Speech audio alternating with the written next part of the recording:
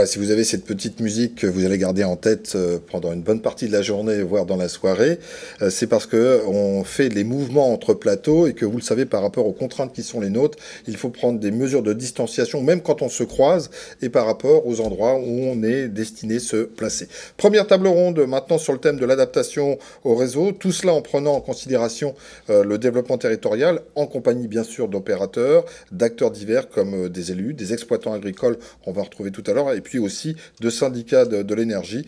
Et nous nous arrêterons particulièrement dans le Calvados dans quelques minutes. Jean-Pierre Hureau, c'est par vous que nous allons ouvrir cette première table ronde. Vous êtes chargé d'affaires biométhane chez GRDF et en votre compagnie, nous allons notamment nous arrêter sur pourquoi et comment on fait pour se connecter au réseau existant et ainsi injecter. Mais peut-être tout d'abord, si on reprend historiquement les appellations concernant les réseaux, ce n'est pas par hasard qu'au début, et peut-être encore maintenant, on parlait de gaz des villes et pas tout à fait de gaz des champs. Alors bonjour, alors Jean-Pierre c'est mon père, moi c'est Pierre-Yves, mais c'est Oui, pas grave. bien sûr, mais c'est parce que... Je l'ai remplacé. Allez savoir, Je l'ai remplacé. allez savoir dans un monde footballistique, je suis parti autre part. Oui, alors en effet, historiquement, on appelait ça le gaz des villes, alors que la méthanisation, elle est effectivement plutôt dans les champs. Donc on avait un souci de coordination à l'origine de la méthanisation. D'ailleurs, c'est pour ça que ça avait démarré souvent par des systèmes de cogénération. Tout simplement parce que, finalement, alors déjà, il n'y avait pas forcément les règles, mais en plus, de toute façon, il n'y avait pas les réseaux. Et une loi Egalim, vous voyez à l'écran, il y a une loi Egalim qui a permis d'entrevoir ce qu'on appelle finalement le droit à l'injection. Ça date seulement de 2018. Et ça, c'est un outil qui nous permet de renforcer les réseaux. Dans le premier cas qu'on voit, c'est qu'en fin de compte, dès lors qu'on a suffisamment finalement de projets de méthanisation dans une zone, alors on peut répondre à des contraintes technico-économiques et ainsi nous permettre de mailler des réseaux entre eux pour finalement traverser les campagnes et accueillir des projets de méthanisation. Dans un deuxième temps, vous avez aussi le fait, ça nous permet aussi de partager les coûts aussi de raccordement. C'est-à-dire que dès lors que vous avez 2 ou 3 projets qui peuvent utiliser un même réseau, alors ce coût peut être partagé.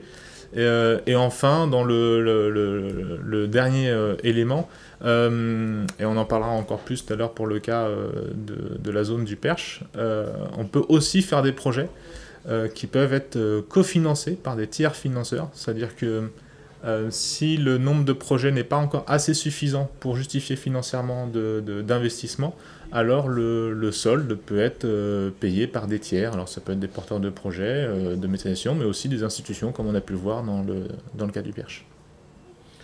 Je ne sais pas si c'est la suite logique. Oui, c'était ça. Donc le droit d'injection, adaptation de réseau. Oui, donc, alors, oui.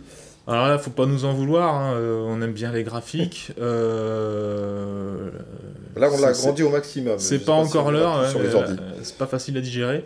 Ça reprend en fait ce que je viens de dire. C'est qu'en fin de compte, vous avez sur la partie haute les solutions plutôt orientées GRT gaz, parce que le droit d'injection, c'est aussi à la fois pour ce qu'on appelle les opérateurs de transport de gaz, donc GRT gaz, et distribution GRDF. Sur la partie haute, on s'aperçoit qu'on peut donc appliquer depuis ce droit à l'injection ce qu'on appelle des réfactions. Donc on réduit le coût de raccordement. On peut faire aussi des extensions mutualisées, des compressions mutualisées.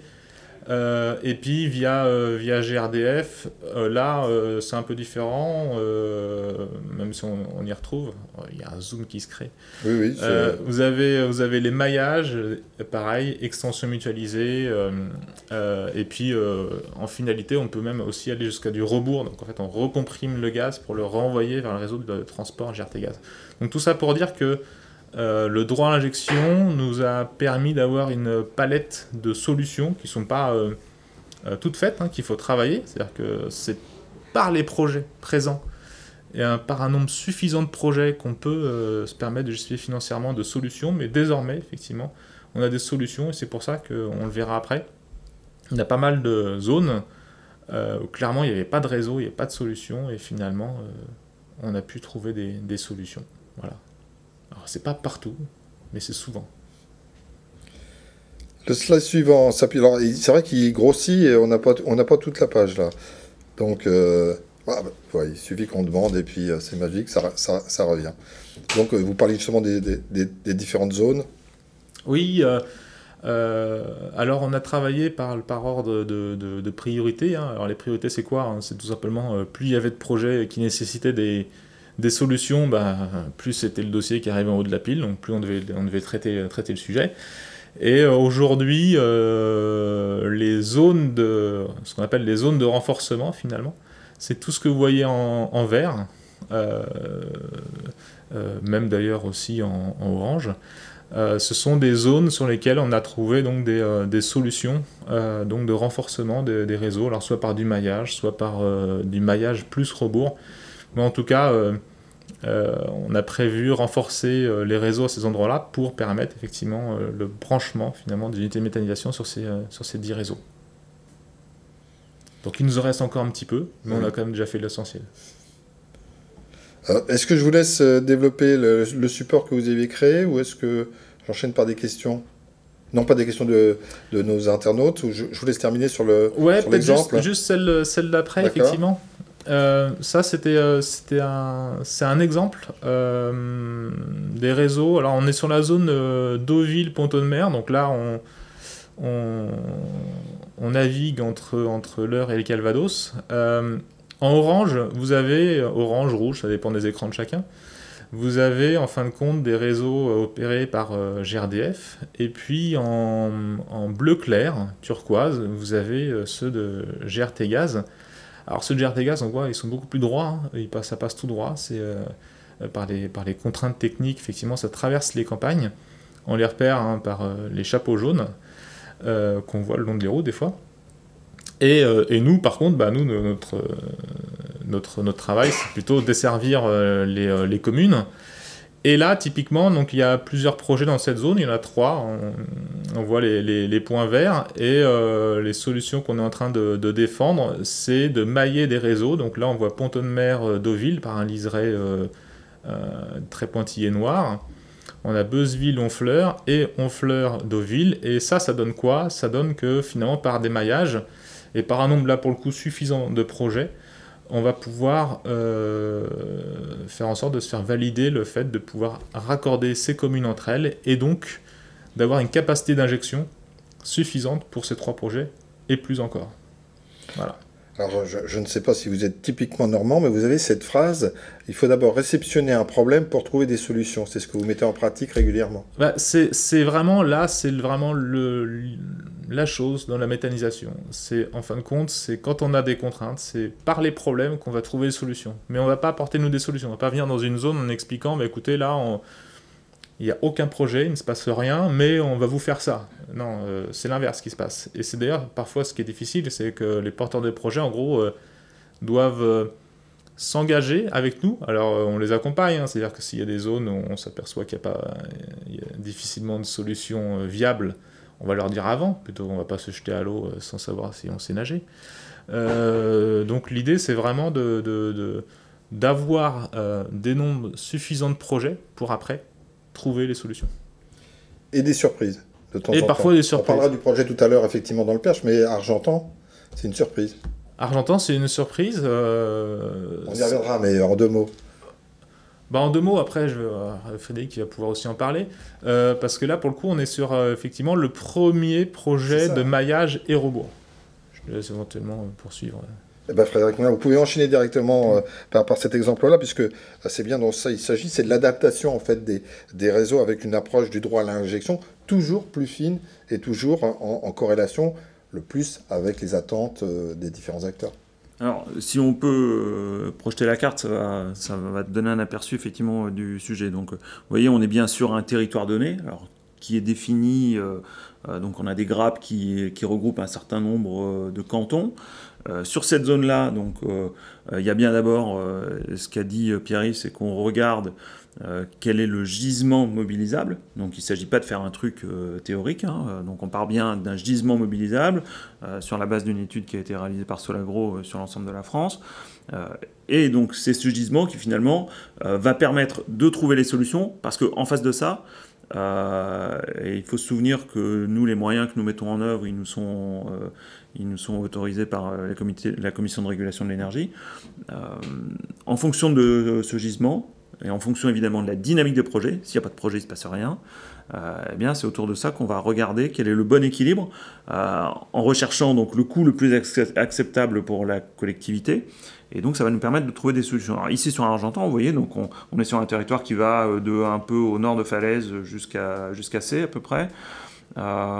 Donc une zone qui était déjà dynamique, quelques projets, des projets qui sont déjà en service, des projets qui arrivent. Et finalement, sur un territoire de cette taille-là, on a trouvé le bon équilibre pour... Donc nous, on va construire un rebours, donc une machine de compression. Comme je le disais tout à l'heure, GRDF va poursuivre le maillage de son réseau et donc finalement on va relier une grappe de projets avec un bon équilibre. Et là pour le coup on a un projet qui est validé par le régulateur dans très bonnes conditions. Et encore une fois, je le redis, qui va simplement exprimer le potentiel du territoire, ni plus ni moins, quoi. De manière globale, est-ce que c'est compliqué d'emmener avec soi les différents acteurs vers les réseaux qui, pour vous, sont les plus pertinents ?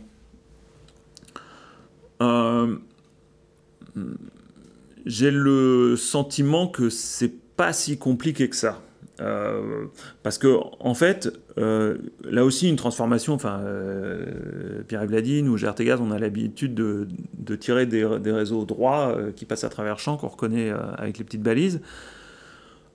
Finalement, j'ai pas le sentiment que cette approche est fondamentalement changée. Mais il y a une adaptation parce que finalement on fait avec ce qui se passe sur le territoire. GRDF comme nous, on voit sur les projets. Nous par exemple, quand on va installer un rebours, il y a des études complètes qui sont faites sur l'impact de ce rebours sur le réseau. Il ne faut pas oublier qu'un rebours, ça change quand même le sens du gaz. Avant, on était sur un système où le gaz vient de l'extérieur de la France et va desservir les zones de consommation. Là, on est sur un sens inverse. Donc ça nécessite des études qu'on appelle des études dynamiques, et donc qui nécessitent que, par exemple, pour le rebours, il faut trouver le bon emplacement. Bon, eh bien, on fait aussi avec les disponibilités du foncier, avec les possibilités techniques, etc.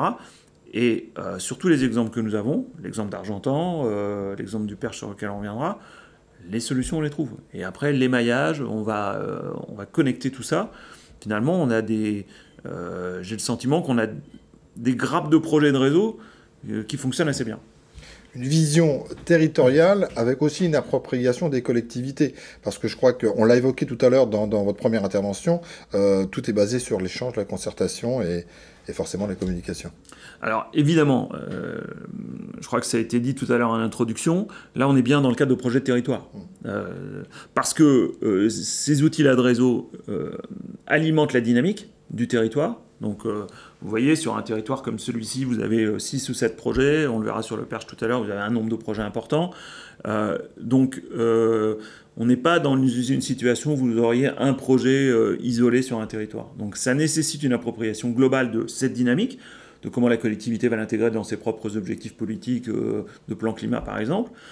Et puis, de mobilisation des élus. On sait très bien que ces projets-là, dans ces dynamiques-là, ne vont pas se réaliser si les élus ne se mobilisent pas. Donc, il y a bien une question de dialogue. Alors, nous, on y participe. On est aussi opérateur du dialogue local, si je peux me permettre. Mais voilà, mais ce qu'on observe sur ces premiers exemples, que ce soit Argentan ou que ce soit le Perche, c'est que ces projets-là, ils ont, je pense, accéléré la coopération entre les acteurs. On reviendra sur tous ces aspects-là avec vous dans un instant, puisque vous parlez de dialogue local, ils sont aussi acteurs de terrain. Je vais me tourner vers Bruno Delic, qui doit être en ligne avec nous, le directeur général du syndicat départemental d'énergie du Calvados, qui agit auprès, alors je vais dire 525 collectivités adhérentes pour faire, enfin je crois que c'est 524, en les accompagnant dans leur transition énergétique et notamment pour le sujet qui nous intéresse sur le droit à l'injection passant par la concertation des différents acteurs. Et Bruno Delic, vous êtes plutôt bien placé, je le disais, en tant qu'acteur de terrain. Oui, donc bonjour tout le monde. Effectivement, les syndicats d'énergie, on l'a évoqué, donc sont propriétaires des réseaux de distribution publique de gaz et donc à ce titre vont être, je dirais, partie prenante du développement donc de ces réseaux de renforcement dans le cas des plans de zonage qui viennent d'être évoqués à l'instant. On a donc un rôle important aussi en matière de communication et d'information auprès des communes qui vont voir ces réseaux cheminer sur leur territoire. Et puis, nos relations aussi sont très intégrées avec le projet Méta Normandie. Sur la concertation avec GRDF concernant le droit à l'injection et les zonages de raccordement, c'est quelque chose de relativement récent. Ça fait quasiment 1 an jour pour jour que les premières phases de concertation zonage par zonage ont eu lieu. Et nous l'avons, je dirais, découvert, cette phase de concertation, au début un peu forcée, puisque il nous était présenté avec urgence pour valider ces futurs réseaux de renforcement qui allaient renforcer le maillage du réseau gaz, tout simplement parce que des porteurs de projets tapaient à la porte pour voir leur projet, je dirais, se réaliser. Et donc, il y avait donc urgence à décider, à valider le maillage proposé par GRDF, de manière à ce qu'ensuite la CRE puisse se prononcer. On a mis évidemment un certain nombre de réserves sur ces projets, mais à chaque fois, l'ensemble des syndicats que nous sommes avons malgré tout donné un avis favorable. Il n'était pas question que nous bloquions des initiatives d'agriculteurs, en particulier pour se raccorder au réseau. C'est un point important, hein, parce que de ce qui se joue là, il faut bien l'entendre, c'est le maillage, le renforcement du maillage donc des réseaux gaz, principalement de distribution, sur le territoire, au travers de zones, et maillage qui se fait à partir, on va dire, d'éléments économiques et puis et d'éléments factuels concernant l'existence même du réseau de gaz, et puis aussi de potentiel d'injection au travers des études Solagro. Qu'est-ce qu'on peut dire à aujourd'hui sur cette concertation? Qu'elle se met en œuvre, qu'elle est un peu, sur les premiers mois, on va dire qu'elle se cherche un petit peu, très clairement, car nous avons besoin, pour évaluer la pertinence de ce maillage. Vous entendez bien, vous comprenez bien que quand il s'agit de construire un nouveau réseau, assez près d'un territoire où il y a un porteur de projet potentiel, ce coût de raccordement et donc l'économie même du projet va être largement amélioré parce que ce réseau se construit. Et donc, il y a là un enjeu d'aménagement du territoire et très important pour lequel le syndicat les syndicats au niveau du TEN, ils sont particulièrement attachés. Et donc, on est dans cette phase de concertation très regardant à la pertinence du projet, même si effectivement, on entend bien les contraintes techniques que peuvent avoir GRT Gaz ou GRDF. Il n'en est pas moins vrai que donc cette concertation pourrait être pertinente. Encore faut-il que nous en disposions l'ensemble des éléments, et on se rend compte quand on fait un tour de table auprès de nos collègues syndicats que ici les données ne sont pas totalement fournies. Là nous devons intervenir dans l'urgence. Et bref, l'année qui s'est déroulée l'année dernière et puis jusqu'au début de l'année a vu cette concertation un peu balbutiante se mettre en œuvre progressivement et mériter probablement d'être mieux encadrée et mieux, je dirais, formalisée. C'est pour ça qu'on est intervenu au niveau du TEN auprès de notre fédération pour qu'au niveau national, au travers d'une charte, eh bien, ces modèles de concertation prennent de l'efficacité et de la maturité. Alors on va quand même regarder le verre à moitié plein malgré tout, on va rester positif, hein. Les choses s'améliorent, tout simplement parce que de plus en plus on est en amont des projets et que les futurs plans de zonage nous sont présentés suffisamment, avec du temps suffisant pour qu'on puisse ici et là, je dirais, en apporter toute notre expertise. C'est important, hein, parce qu'on rappelle que la faisabilité d'une extension ou d'un renforcement de réseau se fait sur un ratio, le ratio I sur V. Ouais. pour ne pas être trop technique, hein, c'est le ratio entre l'investissement et les potentiels d'injection. Et donc, ces potentiels d'injection sont définis à partir de l'étude Solagro. Et donc, on voit bien que si les potentiels sont sous-estimés ou peu estimés, eh bien, nous avons un ratio 10 sur V qui est défavorable. Et là, donc, les opérations de renforcement de ce réseau ne peuvent être réalisées. Et donc, il y a toute une, je dirais, un intérêt au niveau, bien évidemment, des syndicats d'énergie à veiller à ce que ces études de zonage soient la plus pertinente possible.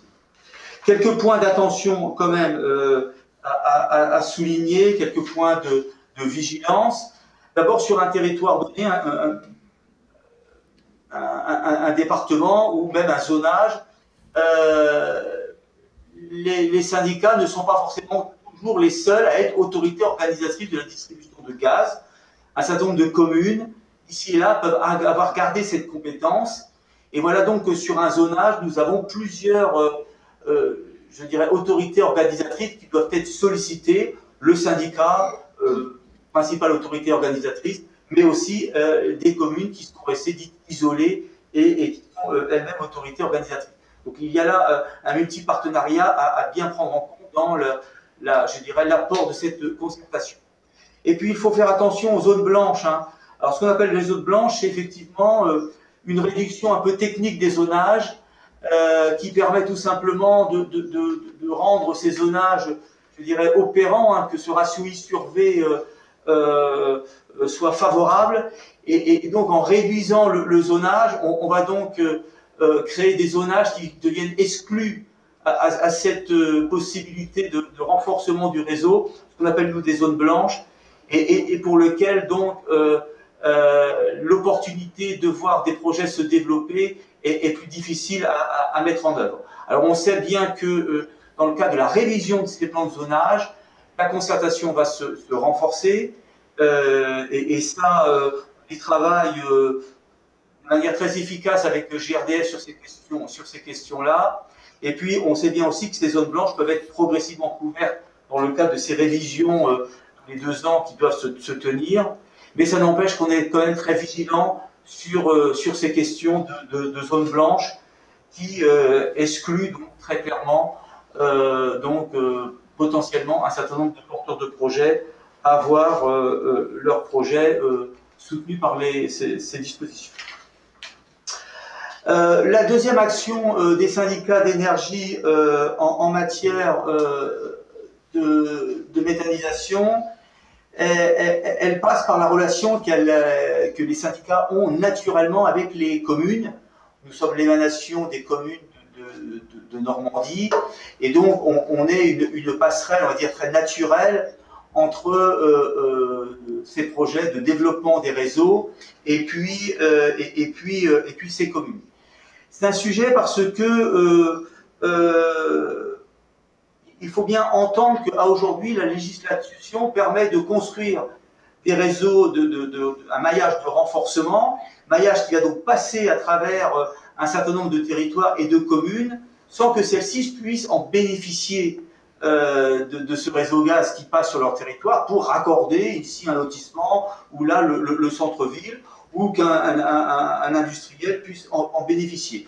En d'autres termes, elles vont voir passer le train sans qu'il y ait de gare sur leur territoire, et on peut là avoir je dirais, un mécanisme pour le moins d'incompréhension des collectivités, de ces collectivités, voire même de rejet, de passage sur leur territoire, qui conduisent bien évidemment à revoir le schéma de raccordement et donc à augmenter les coûts et à accroître les délais.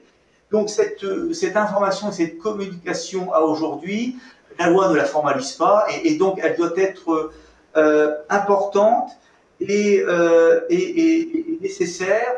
Et je pense que GRDF et nous, les syndicats, nous avons un rôle à jouer en la matière pour communiquer, certains le font d'ailleurs, hein, au travers de commissions consultatives pour la transition énergétique, au travers des relations que nous avons au quotidien avec les élus, mais cette communication avec les communes doit être de plus en plus renforcée.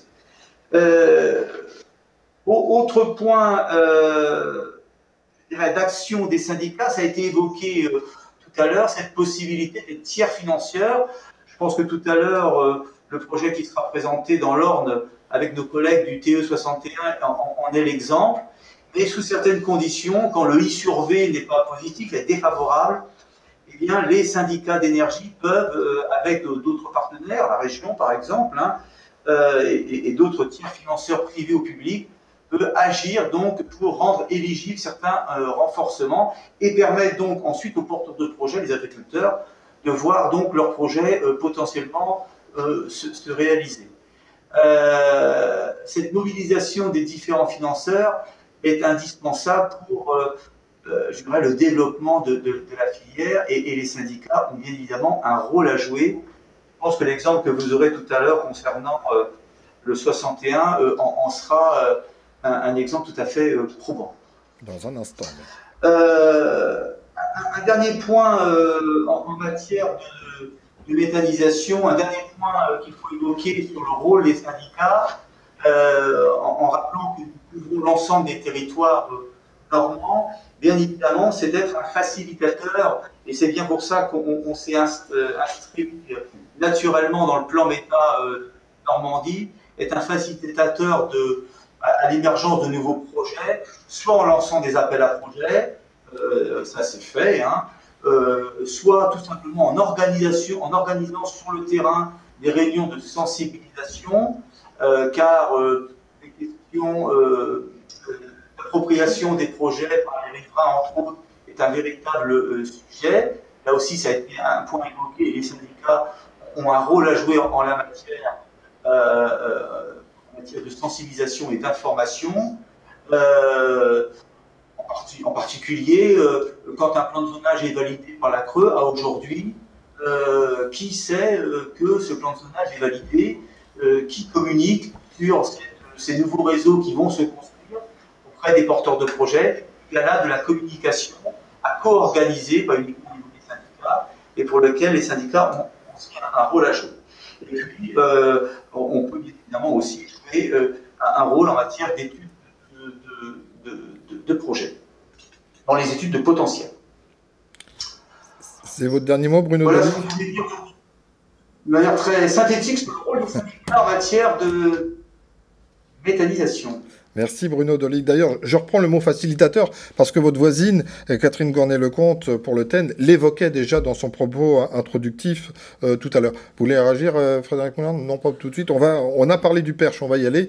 Avant d'aborder l'aspect des premiers intéressés, les exploitants agricoles, je vous propose d'accueillir et de recueillir la parole des élus par la voix de Jean-Claude Lenoir, le président du pôle d'équilibre territorial et rural du pays du Perche-Ornay, avec déjà une première constatation, c'est que chez vous, tout le monde marche plutôt main dans la main, enfin vous allez me le confirmer, amenant donc une structuration plus avancée que peut-être sur d'autres territoires, que c'est peut-être grâce à votre engagement dans le cadre du label 100% énergie renouvelable à l'horizon 2040, et que bien évidemment, vous ne vous consacrez pas uniquement qu'à la filière méthanisation, mais qui en fait aussi beaucoup partie. Alors bien évidemment, la question, j'essaie de la recentrer. Où est-ce qu'on en est et comment vous estimez votre succès? Parce qu'on peut parler de succès, vous êtes d'accord avec moi, Jean-Claude Lenoir? Alors, si vous voulez, il y a un microclimat dans le Perche-Ornay. Nous travaillons tous ensemble. C'est-à-dire que sur un certain nombre de sujets, les élus se retrouvent avec les acteurs économiques, avec l'ensemble des partenaires qui contribuent à la vie locale. Il y a une très bonne entente entre toutes les personnes, et donc nous essayons sur un territoire peu peuplé de faire avec ce que nous avons, et donc de faire plus et faire mieux.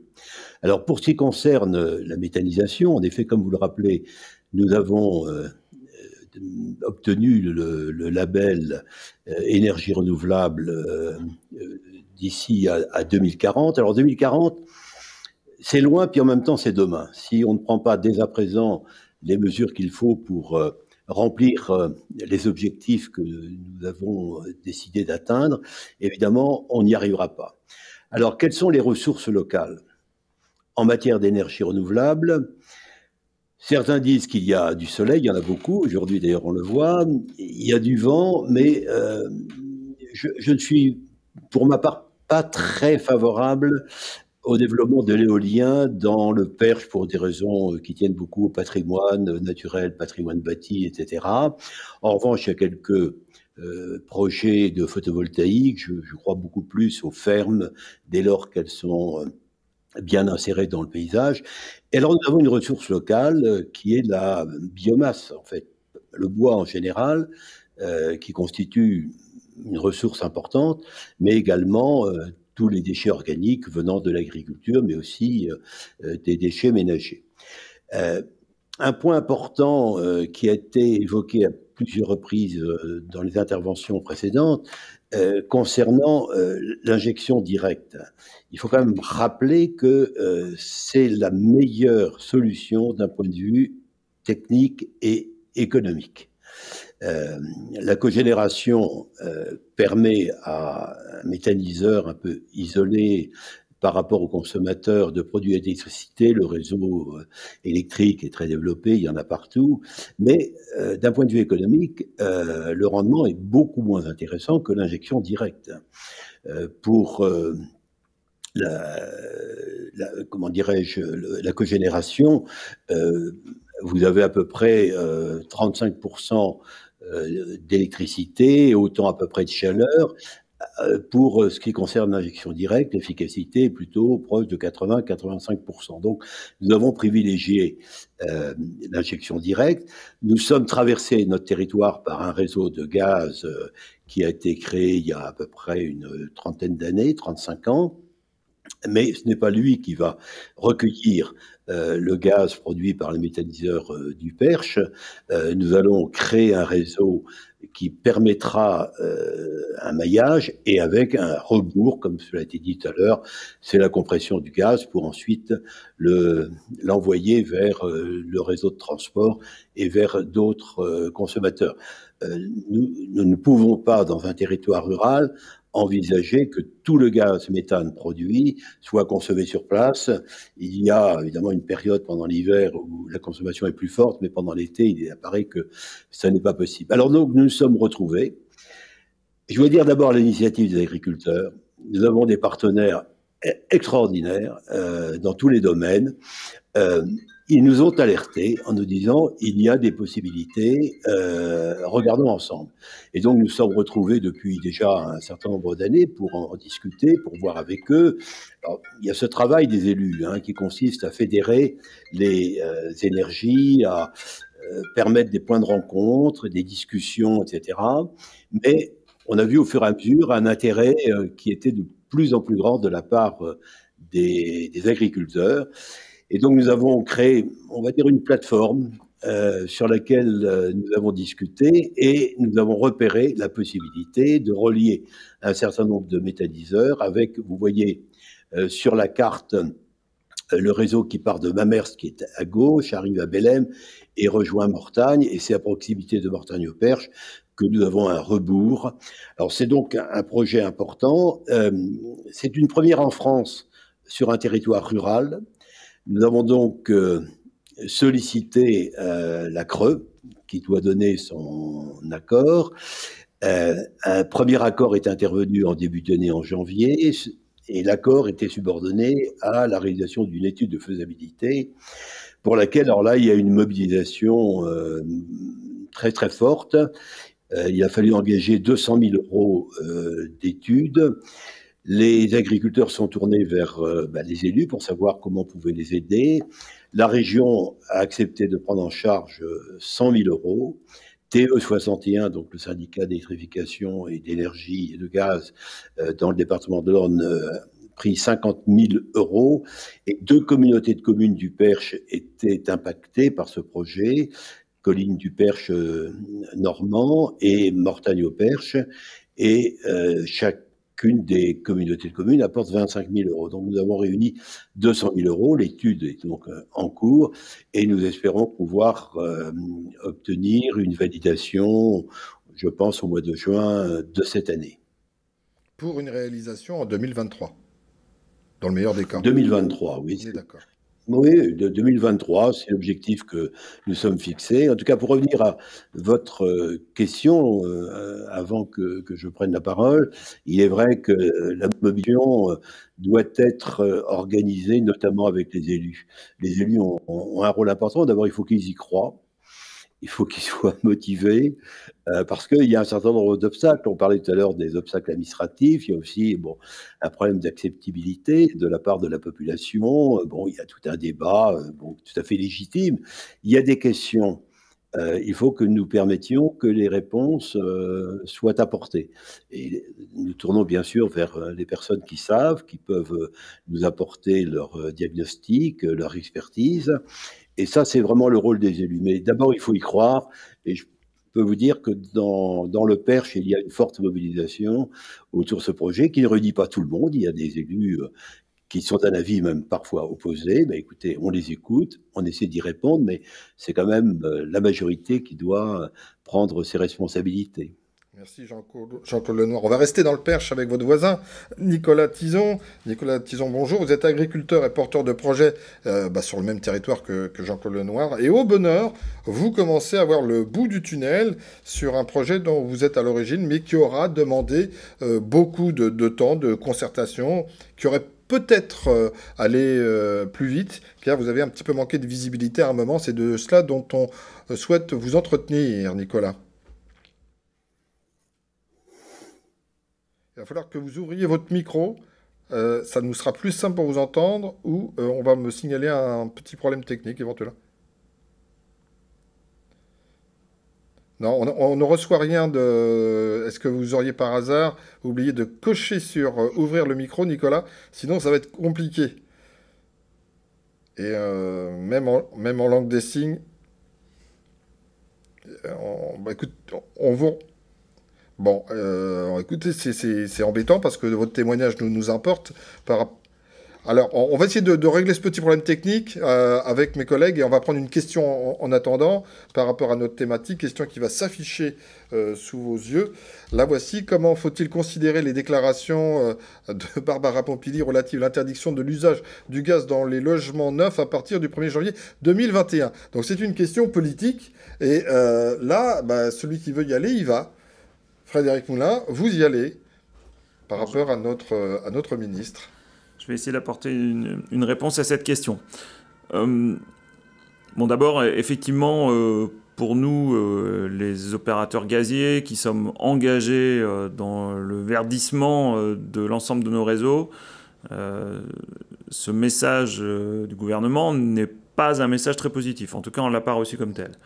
Pour autant, ça ne change rien à notre engagement et on a encore du chemin à faire avant que l'ensemble des consommations de gaz puissent être couvertes par du biométhane. Donc je dirais que dans un terme, dans les 10, 15, 20 prochaines années, les deux objectifs ne sont pas contradictoires. Les consommations de gaz vont continuer à être relativement importantes et ça nécessite d'autant plus qu'on soit mobilisé pour que ce gaz soit de plus en plus vert, quoi. Effectivement... le moment de rencontre entre ces deux questions, je pense, est assez lointain. En tout cas, vraiment très concrètement, on peut prendre un exemple. Quand on va construire ou quand on va raccorder une unité de méthanisation agricole moyenne sur un territoire, c'est l'équivalent de 2 ou 3 000 logements chauffés au gaz. Donc c'est de la substitution immédiate d'une énergie fossile vers une énergie renouvelable. Logement neuf ou logement existant. Et sur ce territoire, en Normandie, il y a encore beaucoup de chemin à faire pour atteindre ces objectifs-là. La méthanisation y contribue de façon évidente. Merci Frédéric Moulin. Nous aussi, on a fait du chemin pendant que vous intervenez. On a retrouvé Nicolas Tison avec la voix. Nicolas, votre projet, on est tout oui. Oui, bonjour à tous. Bonjour. Oui, donc effectivement, donc on est sur un projet qui date depuis 2018. Je vais prendre la première présentation. Voilà, donc un projet collectif de territoire qui rassemble 8 exploitations agricoles, une coopérative agricole et une collectivité. Donc pour un projet en injection, puisque effectivement, comme l'exprimait Jean-Claude Lenoir, donc c'est quand même ça nous paraissait l'efficience énergétique en tout cas pour mener ces projets. donc la prochaine diapo, s'il vous plaît. Donc voilà les motivations donc, de notre groupe pour mener ce projet. Donc ça a été dans un premier temps de valoriser les effluents d'élevage et de limiter les odeurs donc à l'épandage. On était effectivement, donc on est sur un territoire du Perche-Ornay où la région parisienne descend facilement sur notre territoire. Diversifier aussi les activités économiques qui trouvaient une rentabilité complémentaire à l'élevage. Donc modifier les rotations aussi afin de limiter les adventices et permettre l'adaptation des exploitations aux futures évolutions de mise aux normes, et aussi véhiculer donc une autre image de l'agriculture au travers de ces projets. Donc on a vite été confronté donc, dans notre projet à la problématique de l'injection. Effectivement des gisements importants, des réseaux de gaz peu denses, voire inexistants quelquefois, et pas de pôle de consommation qui permet justement d'accéder, enfin d'absorber ces productions. Donc alors effectivement on s'est tourné vers les collectivités. On avait donc ces gisements agricoles importants, avec une dynamique importante de projets, et de l'autre côté, des collectivités qui étaient investies dans le développement des énergies renouvelables, hein, donc le Pays du Perche, le TE61, la région Normandie, certaines communautés de communes et effectivement la Chambre d'agriculture. Donc entre-temps, donc, effectivement, le droit à l'injection a permis de donner un cadre donc, à l'opportunité des projets de renforcement et de rebours.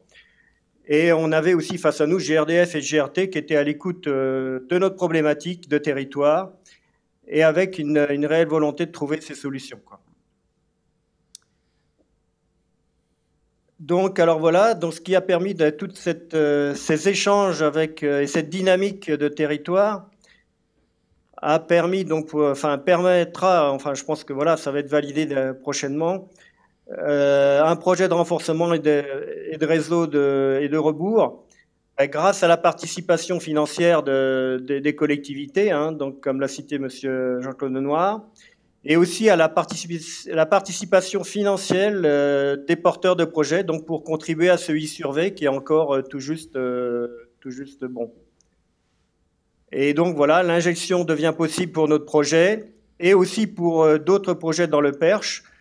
Donc il faut savoir effectivement que la problématique du Perche était la problématique du tout ou rien. Soit effectivement il y avait un réseau qui se mettait en place et des projets qui se développaient, ou alors effectivement pas de projet d'injection qui pouvait se développer, quoi. C'est d'ailleurs un peu le pari que vous avez fait. Vous êtes passé par des phases d'incertitude assez stressantes, je crois. Oui, enfin je crois que c'est un peu tous les projets de méthanisation passent un peu par ces phases-là. Le nôtre était peut-être un peu plus compliqué, c'est vrai. Alors c'est une contrainte qu'on savait depuis le départ. On l'a assumé, je dirais. On s'est battu, on s'est entouré aussi de partenaires, notamment au sein de notre actionnariat, hein, avec le TE61, sur lequel qui nous a appuyé aussi dans ces démarches. On a bataillé, on a sollicité les différentes collectivités et les opérateurs de réseau pour trouver des solutions qui arrivent aujourd'hui, quoi. Donc c'est vrai qu'on est content d'arriver au bout du tunnel. Merci Nicolas Tison. On est content aussi pour vous, bien évidemment. Est-ce que nous avons des questions qui puissent vous concerner également, Nicolas Tison, de retour d'expérience, ou également nos autres intervenants, en duplex ou sur ce plateau? Avons-nous des questions? Eh bien, on me dit que vous avez été très pédagogique. C'est-à-dire que nous n'avons plus de questions. Quelque part, ça m'arrange, dans la mesure où on avait pris un peu de retard pour celles et ceux qui scrutent le chronomètre. Donc, je vais vous libérer pour cette table ronde. Nous allons profiter dans un instant des autres intervenants pour la dernière table ronde. Et je pense que là, il y aura des réactions, notamment sur l'acceptabilité sociale et puis l'appropriation locale de ces projets. Et justement, en guise d'introduction, je vous propose un court film, une petite vidéo qui va vous permettre de découvrir un certain nombre de témoignages par rapport à ce thème de l'acceptabilité. Et puis, on se retrouve dans une poignée gagner 2 minutes avec nos nouveaux invités. Le film est à tout de suite.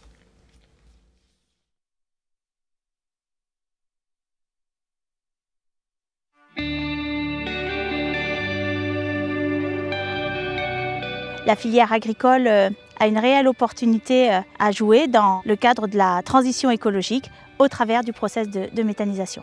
Aujourd'hui, en Normandie, 88 installations de méthanisation sont actives en production.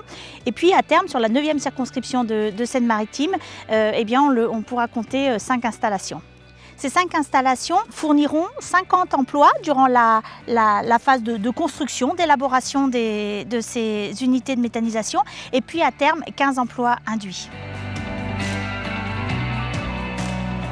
Se lancer dans la méthanisation pour les territoires, c'est avant tout une formidable opportunité de se réapproprier une production d'énergie locale. Ce n'est pas un hasard si GRDF s'investit et investit ses ressources pour développer et soutenir la filière. C'est près d'un demi-milliard d'euros qui pourraient être investis dans cette filière entre la construction et l'exploitation des installations. C'est près d'une unité de méthanisation de production de gaz qui est mise en service sur l'année 2020. Ce chiffre va doubler dès 2021 pour encore augmenter les années suivantes. C'est près de 160 projets qui sont en étude, dont la moitié avec une forte probabilité de devenir des projets très concrets qui injecteront dans le réseau de distribution. C'est une filière qui est génératrice d'activité, d'emplois, en plus d'être vertueuse puisqu'elle ne s'exerce au détriment d'aucune autre activité.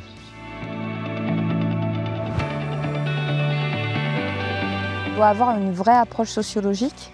On a des riverains qui soutiennent notre projet, puisqu'ils pensent à l'économie circulaire. Et puis en même temps, on a des riverains qui sont réfractaires. Aujourd'hui, clairement, on parle de conduite du changement. L'énergie est un réel enjeu comme l'alimentation. Et c'est ce qu'on essaie de défendre auprès d'eux. Aujourd'hui, on est face à une complexité sociale, puisqu'on est sur un projet collectif, pas seulement entre nous, mais sur un projet de territoire. Et à ce titre, on doit le plus rapidement possible intégrer les parties prenantes dans le projet, ressortir vraiment l'essence même de notre collectif, qui sont les agriculteurs de Métaco. Quelle est leur vision d'avenir? C'est de bien travailler les indicateurs de son projet, que ce soit les indicateurs sociologiques qui vont être liés au collectif.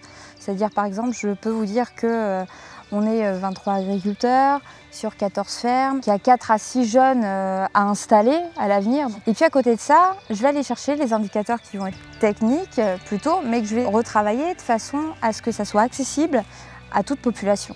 Au lieu de parler du volume de gaz injecté dans le réseau, j'ai plutôt parlé du fait que le collectif Métaco va permettre de fournir en local du gaz vert, aujourd'hui importé pour 750 foyers, ou encore notre projet va compenser les émissions de carbone de plus de 850 véhicules qui roulent 20 000 km par an.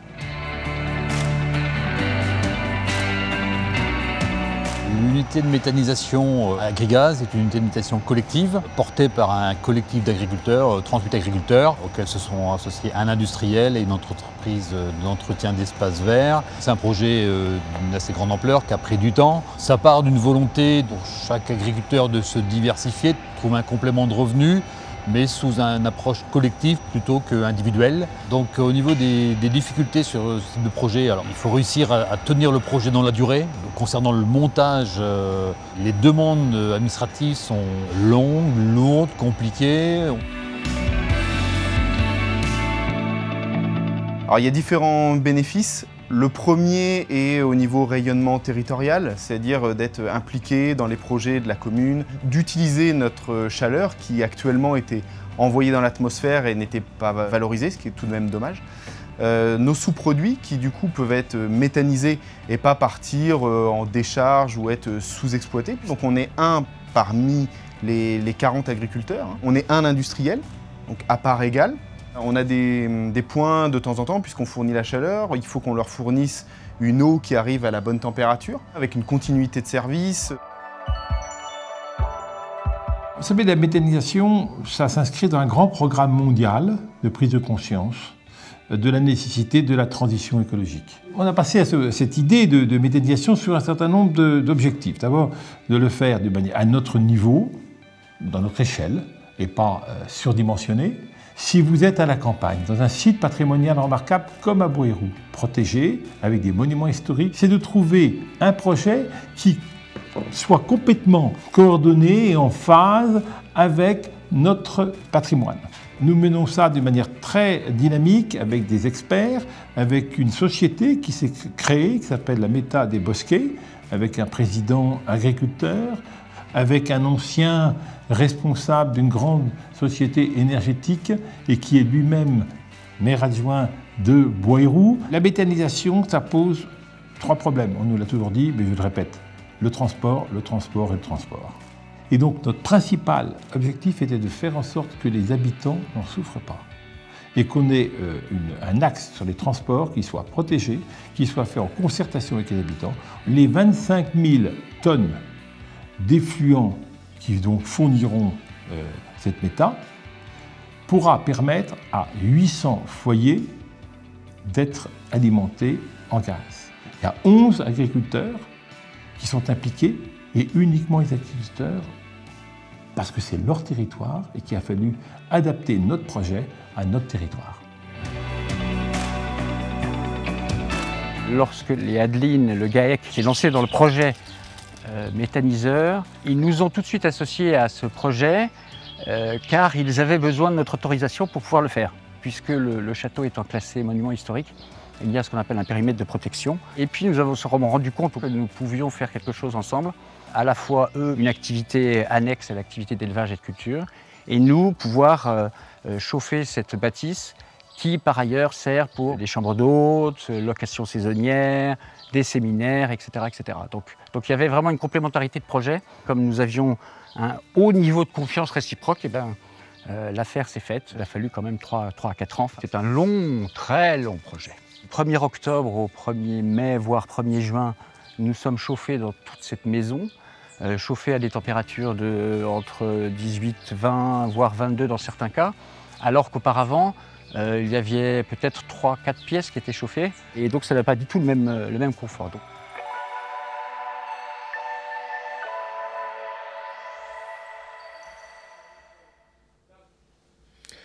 Le transport, disait un des élus dans ce film, reste que comment accueillir et accepter ces projets d'un point de vue parfois différent des acteurs directement concernés. C'est ce qu'on va essayer de voir dans cette table ronde sur justement l'acceptabilité sociale et puis l'appropriation au niveau du territoire local avec différents intervenants, des acteurs qui accompagnent ces projets tout en prenant le pouls des personnes directement concernées, sous-entendu bien évidemment les populations. Et on va commencer avec vous, Thomas Muselier. Vous êtes en duplex, vous êtes le président de l'agence TACT, une agence qui intervient globalement sur le domaine de l'environnement, mais aussi bien des ressources naturelles que de ceux qui en vivent ou en disposent, qu'il s'agisse de l'air, de l'eau et de la méthanisation que vous adorez, m'avez-vous confié en préambule. Votre rôle est un rôle de bienveillance, car partout où il peut y avoir des tensions et des conflits, vous intervenez pour comprendre et apporter des solutions. Et concernant le sujet, évidemment, qui nous intéresse et nous réunit aujourd'hui, eh bien, il existe également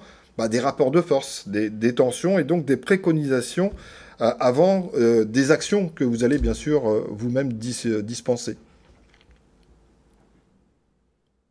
Oui, c'est ça, tout à fait. Alors nous, on appelle ça une agence de concertation, et on s'est un peu spécialisé sur ce que nous appelons les projets sensibles, c'est-à-dire les projets qui sont d'intérêt général, mais qui vont rencontrer des difficultés dans leur intégration au territoire. Et du coup, on accompagne des porteurs de projets, alors essentiellement des porteurs de projets énergie renouvelable, dans toute la France, sur ces enjeux d'information et de concertation. Et vous avez un retour d'expérience très fin sur l'accompagnement justement de projets de méthanisation. Oui, bien sûr, on a toujours accompagné des porteurs de projets en méthanisation, alors que ce soit des collectifs agricoles, que ce soit des collectivités locales, ou des énergéticiens qui portent des projets. On est une petite équipe, hein, on est une dizaine de personnes, on est 8 à Nantes, 3 à Paris aujourd'hui. Alors dans nos façons de travailler, on a toujours une première phase qui prend un peu de temps à nos clients porteurs de projets, puisqu'on va les solliciter beaucoup sur des enjeux de compréhension de leur projet, de leur territoire et des acteurs qui les entourent, de leurs parties prenantes. Et c'est seulement à l'issue de cette phase de compréhension que nous, on sera capable de leur proposer un plan d'action et une stratégie grosso modo, qui répond à la question, compte tenu de votre contexte, qu'est-ce qu'il faut faire pour que ça se passe le mieux possible et quels sont les enjeux d'intégration de votre projet. Alors, effectivement, on va s'intéresser à 4 sujets essentiels, hein. Le premier, c'est la question du pilotage, de la gouvernance de projet. Donc ça a été dit dans les exemples précédents. La place des élus dans ce type de projet, la place des décideurs locaux est une question qui est très importante. L'élu local n'est a priori pas un expert ni de l'agriculture et encore moins de la méthanisation. Donc il y a un enjeu à ce qu'il puisse comprendre et s'approprier ces projets. Et puis il n'est pas non plus un expert de la conduite d'un débat public, hein. C'est des projets qui très souvent posent question, parfois soulèvent des oppositions, créent des conflits dans les territoires. Et du coup, les porteurs de projets ont la responsabilité de proposer des solutions de prise en charge de cette tension qui peut monter un peu localement. Donc la relation aux élus est un enjeu fort. Et puis dans ce contexte aussi, vous avez les enjeux d'information et de pédagogie. Nous, de notre point de vue, l'objectif pour un porteur de projet, c'est qu'il soit connu et qu'il soit prévisible. Hein, donc plus il passera de temps à se présenter, à expliquer son projet et puis son programme, son plan d'action, son calendrier, mieux il se portera. On est sur des projets qui souvent font naître du fantasme, créent des inquiétudes. Le débat est parfois sur le terrain de l'irrationnel. Et donc plus vous ramenez les choses à la réalité, et mieux on se porte. Après, il y a une dimension de pédagogie qui a été abordée par différents intervenants déjà. De notre point de vue, la pédagogie, c'est un préalable à la concertation, c'est-à-dire que ce cadre qui est très lourd, hein, qui pèse sur les porteurs de projets, qui est un cadre réglementaire avec des contraintes techniques, des contraintes environnementales, des délais, des contraintes de calendrier aussi. Ben, en fait, ce cadre, il faut qu'ils soient capables de le partager avec leurs interlocuteurs parce que, en réalité, c'est un cadre qui ne pèse pas seulement sur les épaules des porteurs de projets, mais qui pèse aussi sur les épaules de l'ensemble des acteurs du territoire. Le riverain, l'élu, le bénévole de l'association environnementale, eh bien, lui aussi subit ce cadre, subit ce calendrier, et donc il faut partager ça. Et ça demande des actions de pédagogie là-dessus, et puis sur les enjeux techniques aussi, hein. Et de notre point de vue, la pédagogie, c'est un préalable à la concertation. C'est-à-dire que nous, on fait l'analyse d'expérience que, compte tenu du niveau de contrainte qui pèse sur ces projets, en réalité, les marges qui sont ouvertes à la concertation sont relativement faibles. Et donc, une bonne concertation doit démarrer sur le partage du constat de ce qui peut être concertable et de ce qui peut pas l'être. Et ça, pour que ce soit compris par l'ensemble des parties prenantes, il faut avoir fait une très bonne pédagogie. Et pour nous, c'est ça le point de départ d'une concertation fructueuse. Il faut faire attention de ne pas vendre de la concertation, quand en réalité, il n'y en a pas. Ça se retourne contre vous, ça crée des frustrations, des incompréhensions. Et donc, c'est déconseillé. Voilà. Vous parlez quand on a je vais vous laisser développer vos outils, mais juste un mot. Vous parliez de pilotage il y a quelques instants. Ça veut dire que c'est une gouvernance forcément partagée ? Oui, par nature, si vous voulez. Nous, on accompagne pas mal l'éolien aussi. Alors, c'est pas que l'éolien soit pas un projet de territoire, hein, ça l'est tout à fait. Mais c'est beaucoup plus évident pour un projet de méthanisation, cette dimension d'ancrage local. Vous êtes de fait sur des projets qui sont multi-acteurs, vous êtes de fait sur des projets qui sont d'économie circulaire. Donc bien sûr, oui, tout à fait, vous avez raison. Alors, gouvernance, on s'entend, hein, la gouvernance, ça veut pas forcément dire l'actionnariat. Mais en tout cas, dans toutes ces phases de préparation de projet, de développement, y compris préparation d'enquête publique ou de consultation publique, il faut évidemment associer largement, répondre aux questions. Et puis, ce mode de faire, cette façon de conduire votre projet, doit en réalité se pérenniser, parce que votre projet, une fois construit et en mode exploitation, il aura des voisins, il y aura certainement des imprévus, il y a des enjeux intéressants. Vous allez parler un peu plus tard dans la journée de retour au sol des digestats, c'est quelque chose qui doit se suivre, et c'est très important, par exemple. Et donc, différents dispositifs de concertation amont, si vous pouvez les pérenniser sous forme de comité de suivi régulier en mode exploitation, en phase d'exploitation, pardon, c'est intéressant, oui. Vous avez parlé de pédagogie préalable à la concertation, et pour faire tout ça, il vous faut des outils. J'ai vu passer le slide qui allait être présenté. Oui, alors les outils, disons que c'est pas très important, mais d'ailleurs, je vois qu'on a travaillé pour un projet dans le Perche, qui est le projet du monsieur qui intervenait tout à l'heure. C'est total hasard. Oui, c'est un hasard total, je savais pas qu'il serait là aujourd'hui. Non, si vous voulez, les outils, attention, hein. Il faut pas confondre communication et concertation, hein. C'est pas la même chose. C'est-à-dire que nous, on insiste vraiment là-dessus, hein, ce qu'on construit en termes d'outils, c'est-à-dire des lettres d'information, des sites internet, newsletters, tout ce que vous pouvez faire comme événement, type visite de site, permanence d'information, etc. C'est des choses qui sont accessoires et qui viennent en complément et en appui de votre dispositif de dialogue local, qui est le cœur de vos démarches d'intégration, hein. L'enjeu, c'est ce que je disais tout à l'heure, c'est être connu, être prévisible, répondre aux questions et discuter avec vos voisins, vos élus, vos parties prenantes, des enjeux que eux peuvent porter, des enjeux qui sont inhérents à vos projets. Oui, parce que vous me disiez aussi, ça paraît une boutade, la manière dont je vais la restituer, mais vous me disiez, lorsqu'on a préparé ce rendez-vous, on va devenir voisin de gens qu'on n'attendait pas. Donc il y a effectivement toute une pédagogie à développer, expliquer avec les différents acteurs, de façon à faire en sorte que ce projet soit, si ce n'est accepté, du moins compris. C'est pour ça qu'on aime bien ce mot d'intégration. Les sociologues vous parlent de système d'acteurs.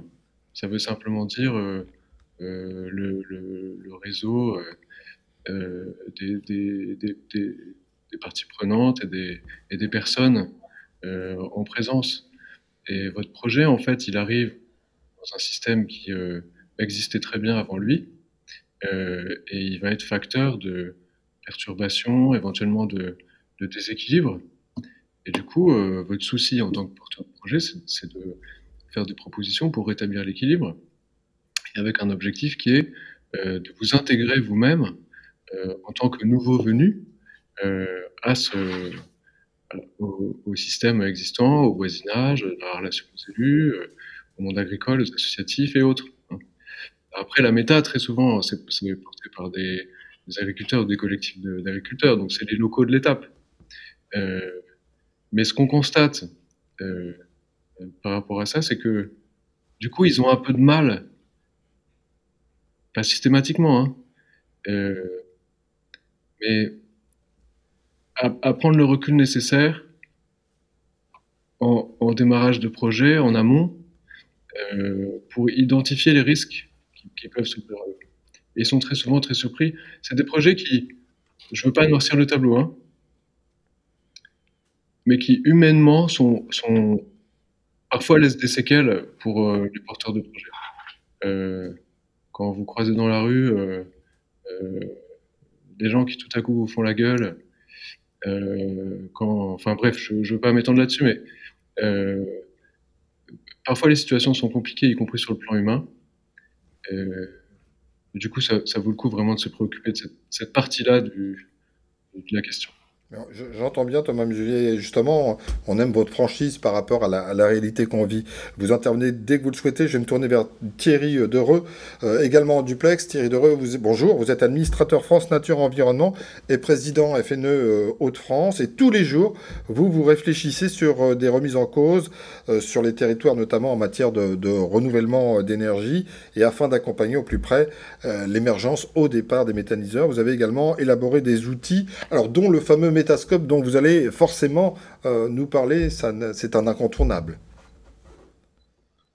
Oui, vous m'entendez bien? C'est parfait. Oui. Il est évident que dans la foulée du débat sur la transition énergétique eu en 2012 et l'émergence des projets de méthanisation, France Nature Environnement, qui couvre l'ensemble du territoire métropolitain et outre-mer, se devait de réfléchir comment participer à ce débat et comment faciliter la compréhension de la méthanisation, sachant que France Nature Environnement soutient la méthanisation, mais dans un cadre bien précis. Ce que je veux dire, c'est que on s'est aperçu effectivement que il y avait une difficulté de compréhension d'abord de ces enjeux, de la nature de ces projets. Et on a voulu approfondir la connaissance des associations de territoire avec ce livret qu'on appelle Metascope. Comme on fait d'ailleurs des scopes ailleurs, on fait un photoscope, on fait un néoloscope, qui est un outil de communication auprès de nos associations. Il faut savoir que France Nature Environnement a 3500 associations en territoire, ce qui est très important. Après, c'est faciliter, et on en parlait là à l'instant, parce qu'on a dit beaucoup de choses ce matin, je vous écoute depuis le début, faciliter le dialogue avec les acteurs territoriaux. Se positionner par rapport à un projet précis de la méthanisation dans son territoire. C'est-à-dire que l'outil doit permettre à une association riveraine, si elle le souhaite, de bien comprendre comment ça fonctionne et voir s'il y a des problématiques soulevées ou pas. Donc, de cadrer. Après, on n'empêche pas, évidemment, on donne pas un avis positif ou négatif sur le projet, on remet un outil. L'idée, c'est de essayer de rester dans ce cadre de transition pour permettre peu à peu de se dégager du carbone, hein. Et ça, cet enjeu de territoire est très très important. On considère aussi qu'effectivement la méthanisation c'est un enjeu de territoire dans le cadre du mix énergétique. Donc voilà, on est là à la disposition. Moi, je suis aussi membre de ce qu'on appelle le collectif régional de l'injection de biométhane en Hauts-de-France. Je participe au débat interne et ça permet aussi de réfléchir et comment anticiper les problématiques locales. On n'est pas inconscient des difficultés rencontrées, parfois d'opposition très forte de certaines associations. On essaye de créer le dialogue à notre niveau, parce que c'est important, et d'informer comment on peut faire. Et je rejoins ce qui a été dit précédemment. Quels sont les principaux critères? Oui, allez-y. Non, mais je disais, l'outil fait 45 pages. Oui. Donc, on ne pouvait pas le présenter comme ça. Alors, nous, le principe, c'est de sortir l'urgence de changer de modèle énergétique. C'est vraiment un des objectifs de notre démarche à travers la méthanisation. On a réuni, il faut savoir, France Nature Environnement à 13 réseaux thématiques, dont 3, c'est l'énergie, l'agriculture, le déchet, ce qui permet de croiser les données et d'essayer d'avoir la réponse la plus concrète sur ces enjeux-là. Ça n'empêche pas d'être critique sur tel ou tel. Il est vrai aussi que on s'est placé dans le cadre où la méthanisation se développe de façon assez accélérée. Et c'est important d'avoir notre place en la matière. Je vous laisse la question. Non, je disais juste qu'effectivement, vous aviez forcément des critères d'analyse des projets. C'est quoi les principaux critères? Alors, les principaux critères, ils sont à plusieurs niveaux. Il faut savoir que un projet de méthanisation a un cadre juridique et c'est le respect de ce cadre juridique. Après, il y a la réflexion de proximité. Par exemple, actuellement, il y a un débat sur la proximité des projets par rapport à l'habitat urbain. On sait très bien que c'est souvent des sources ça bouge, comme on dit, des riverains qui n'acceptent pas que le projet soit à 50 mètres. Donc, on rentre dans des mesures à la fois politiques et réglementaires, ce qui est important pour nous, d'essayer de bien cadrer. Et c'est l'objectif de cette brochure que l'on transmet d'ailleurs à tous les membres demandeurs. Moi, j'avoue que j'ai fait un stand au sein de Métamorphose, projet des Hauts-de-France. Les agriculteurs sont venus nous voir et nous ont demandé ce métascope, avec une brochure, mais aussi un lien qui permet justement de voir si leur dossier est bien cadré. Maintenant, c'est notre opinion. Alors, on travaille avec les acteurs de terrain, mais aussi avec GRDF, avec l'ADEME. On intervient aussi auprès de Solagro. Actuellement, on est en train d'affiner la problématique des digestats, parce que beaucoup de demandes est faite sur cette problématique des digestats, sur la qualité des sols, de l'humus, mais aussi de la réduction des gaz à effet de serre. Et on approfondit notre démarche pour permettre de mieux répondre aux enjeux. Maintenant, est-ce qu'on veut nous entendre ou pas pour certains? Ça, c'est un autre problème. On est aussi parfois dans des postures un peu de sociétale, c'est-à-dire la méthanisation, ça ne nous convient pas parce que la nature, il faut la protéger et la méthanisation ne la protège pas. Thierry Leroy, vous restez avec nous. On a des questions qui commencent à s'amonceler. On va vous les poser dans un instant, mais je voudrais d'abord écouter Isabelle Marie. Isabelle Marie, bonjour. Vous intervenez pour le compte de WWF, le Fonds mondial pour la nature, et dont les actions, je le rappelle, portent sur la protection de l'environnement et le développement durable. Comment votre organisme a-t-il abordé ce sujet de la méthanisation, surtout que vous êtes impliqué, vous, sur le territoire, je crois, notamment du Centre Val-de-Loire, et que vous avez certainement engrangé des constats et des solutions à décliner, certainement sur l'ensemble du territoire. On vous écoute, Isabelle. Oui, bonjour à tous. J'espère que vous m'entendez bien. C'est parfait, c'est nickel. Parfait. Donc, je vais effectivement vous présenter les travaux que le WWF France a menés sur l'année 2019 et qui sont toujours bien sûr en cours aujourd'hui. Donc, les réflexions qu'on a pu avoir, qui replacent un petit peu du coup, ces travaux dans le cadre de nos programmes d'action plus globaux, les résultats évidemment de cette démarche, les recommandations qui en sont issues, et puis effectivement des exemples d'opérationnalisation de ces travaux à l'échelle territoriale. Donc, on peut passer à la première slide. Je vais vous présenter rapidement notre démarche. Donc, en fait, la démarche que nous avons nous, WWF France, sur la méthanisation, elle est issue d'une réflexion un peu plus large sur la transition de nos modèles énergétiques. Donc, le WWF pousse à un avenir énergétique basé sur 100% d'énergie renouvelable d'ici 2050, à travers différents scénarios qui sont développés à l'échelle mondiale dans plusieurs régions. Donc, nous, en France, on se base sur le scénario négawatt pour arriver à ce 100% de mix énergétique, avec évidemment un chemin pour y arriver, la réduction des consommations et de la demande en énergie, l'amélioration de l'efficacité énergétique et puis le développement des énergies renouvelables. Donc, dans ce contexte, dans le contexte aujourd'hui actuel marqué par un retard de développement des ENR et donc un besoin d'accélérer le développement, on nous a souhaité développer un cadre de réflexion pour guider le développement des énergies renouvelables en France. Donc, aujourd'hui, cet accompagnement, il est surtout proposé au niveau de la filière de l'éolien terrestre. Donc, c'est l'image que vous voyez à droite, c'est un des qui a été élaboré dans le cadre de cette démarche.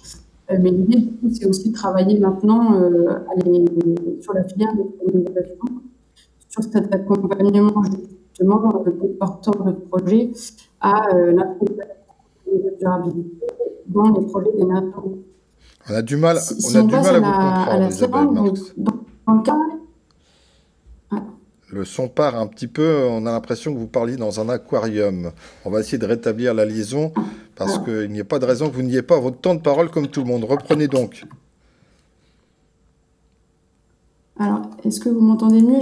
Là, pour l'instant, ça va. Allez-y, allez-y. D'accord, je vais essayer de parler plus doucement, peut-être. Non. Parce qu'on a un timing, donc je ne veux pas vous en... Très bien. Donc, si on passe à la slide suivante, effectivement, donc dans le cadre de cette démarche et de questionnement plus large sur les filières énergétiques et la décarbonation de ce secteur d'activité, la place du gaz renouvelable, elle a émergé plus fortement ces dernières années.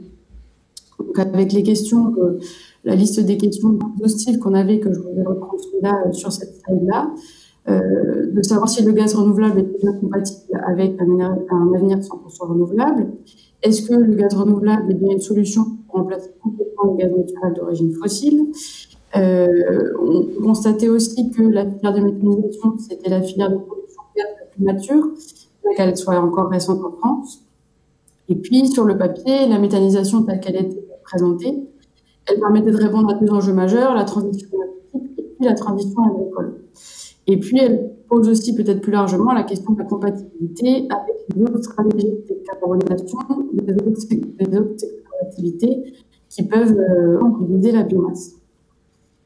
On peut passer à la slide suivante. Donc, dans le cadre de ces réflexions, on a entamé un partenariat avec GRDF pour travailler sur cette question de la durabilité de la filière méthanisation en France, en particulier donc, sur les conditions de développement durable de cette énergie renouvelable.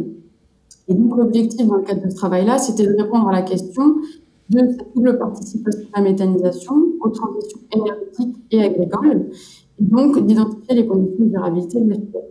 Tout cela avec l'ambition de dresser un cadre de durabilité qui accompagnerait le développement de la filière en garantissant du coup la compatibilité du développement de cette filière-là avec un modèle d'agriculture durable. Donc, très rapidement, en termes méthodologiques, ce travail a pris la forme d'un cycle de 4 ateliers techniques de décembre 2018 à octobre 2019. Donc, un premier atelier qui nous a permis un peu de défricher les outils avec les différents acteurs de la filière, et ensuite des ateliers un peu plus techniques qui nous ont permis de creuser les sujets et de confronter les connaissances scientifiques et les connaissances issues du terrain. Donc, si on passe à la slide suivante, vous voyez très rapidement les acteurs qu'on a pu réunir à l'occasion de ces ateliers, donc instituts de recherche, associations, représentants du monde agricole, des associations qui œuvrent pour l'environnement ou qui sont actifs sur la thématique des énergies renouvelables. Et donc, ensemble, ces acteurs ont réfléchi aux conditions de durabilité, au développement de la méthanisation agricole, aux pratiques nécessaires pour les respecter et puis aux moyens nécessaires pour le déploiement et la généralisation de ces pratiques durables. Donc, concrètement, si on passe à la slide suivante, cette année de travail a été capitalisée sous la forme d'un document qui a été publié l'année dernière, enfin en 2020, et dont l'objectif était de présenter du coup une vision partagée du cadre de durabilité de la filière, de disposer d'un document de référence qui présente un premier état de la durabilité de la filière d'un point de vue agricole, et puis de formuler des recommandations pour l'enrichir, le préciser et diffuser ces conditions de durabilité dans la filière. Isabelle Marx, on vous lit mieux qu'on ne vous entend. Je suis sincèrement désolé. Il n'y a pas de boycott de notre part, mais c'est vrai que c'est autant les slides dont je suis pas toujours pour, mais là, elles étaient bien parce que ça nous a permis de suivre vos propos. Mais la ligne est vraiment très très mauvaise. Restez avec nous pour pouvoir interagir, je l'espère. Je suis également en compagnie sur ce plateau de Benjamin Thomas pour Biomasse Normandie et puis Mathieu Poirier pour la Chambre d'agriculture de Normandie. Avant de vous demander votre interréaction par rapport à tout ce que vous avez entendu, on a aussi des questions qu'on va faire remonter si vous en êtes d'accord, ce qui vous permettra d'étoffer votre tour et vos propos. Alors, je pense qu'on a des questions, si elles peuvent s'afficher, et que nos intervenants à distance, en duplex, n'hésitent pas également à se signaler pour qu'on puisse interagir avec vous. Première question, tous les porteurs de projets ne sont pas à l'aise avec la communication. Que préconisez-vous? Alors évidemment, là, ça nous intéresse d'avoir aussi bien l'avis de Thomas Muselier et de Thierry Dereux, mais aussi à vous qui êtes en plateau. Est-ce que vous avez l'un comme l'autre un regard, une remarque à faire par rapport à cette question dont on se doute qu'effectivement les porteurs de projets ne soient pas toujours à l'aise avec cette communication? Qu'est-ce que vous en pensez? Non, j'ai envie de dire, on ne peut pas être bon partout, et c'est vrai que... J'aime bien votre sens normand. Non, mais la communication, c'est un vrai métier, et c'est vrai que les porteurs de projets ont bien d'autres choses à faire en plus de se préoccuper de cette thématique-là, ils ont bien d'autres choses, bien d'autres préoccupations autour de leur projet. Si le contexte local où le projet en lui-même est susceptible de poser souci, je pense qu'il ne faut pas hésiter à se poser la question de s'entourer dès le départ par des professionnels.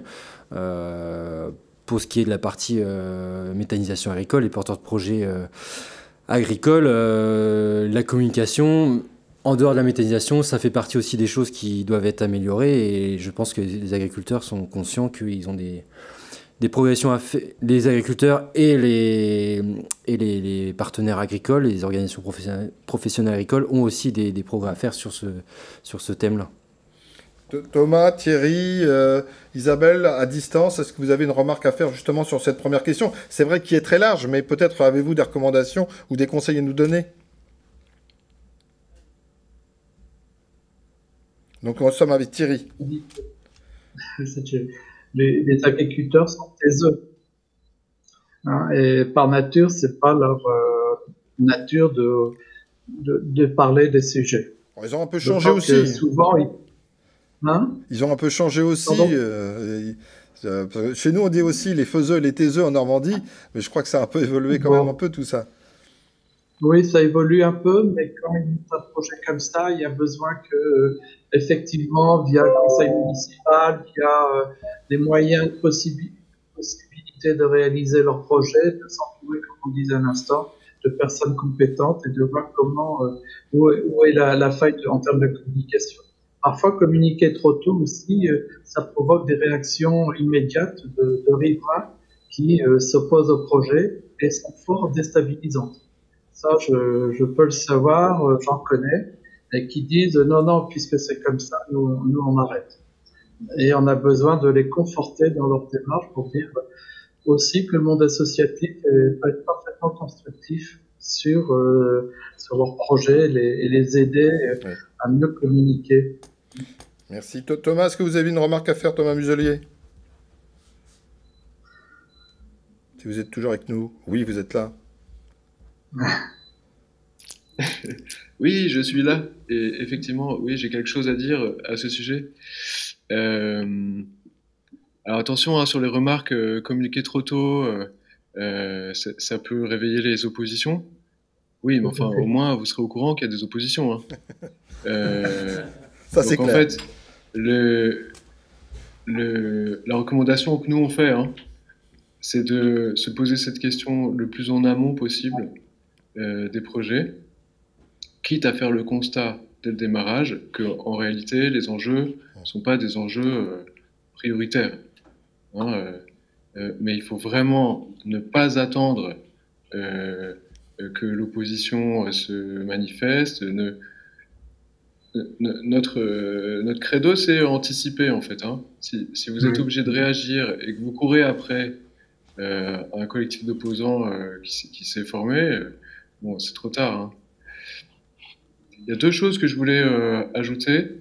La première chose, c'est que le travail qu'a fait FNE là, depuis de nombreuses années, notamment avec l'outil Metascope, est un travail qui est très exemplaire, c'est vraiment formidable. C'est extrêmement utile pour la totalité des projets, pour une raison principale, de mon point de vue, c'est que ça permet d'objectiver l'approche des projets. Et qu'on sort de la subjectivité du voisin, du conseil municipal, etc. Non, on a un vrai outil qui permet d'approcher les projets. Et donc, c'est une base de discussion qui est très solide et très importante. La deuxième chose que je voulais ajouter, c'est que d'expérience aujourd'hui, on a fini par comprendre qu'en réalité, la question qu'il faut se poser sur tous les projets de méthanisation, c'est de quoi est-ce l'outil? Oui. Tous les projets de méthanisation sont différents. La méthanisation en soi, c'est pas bien ou pas bien. On a souvent tendance à mettre en avant le volet énergétique des choses. Or, la méthanisation, c'est un outil pour l'agriculture, de l'agriculture, très essentiellement. Et donc la question, c'est de quoi est-ce l'outil? Et la réponse sera différente à chaque projet, sur chaque territoire. Et en fait, c'est ça que les riverains, les élus, les parties prenantes locales ont envie de savoir.